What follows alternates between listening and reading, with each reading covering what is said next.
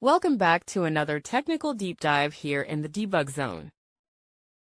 Today, we're tackling a big question and breaking it down with insights from other users.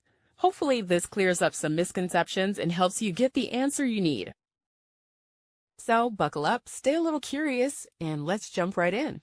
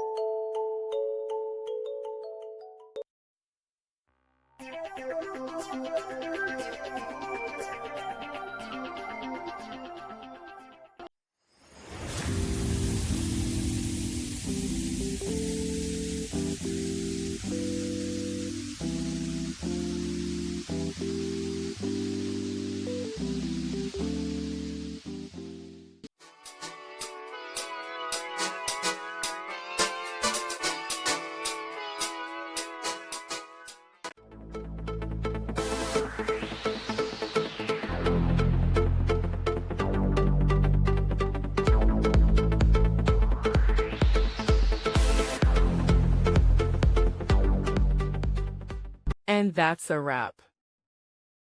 I hope you found the answer you were looking for. If you did, take a second to hit that subscribe button. It really helps out. And let me know in the comments which solution worked best for you.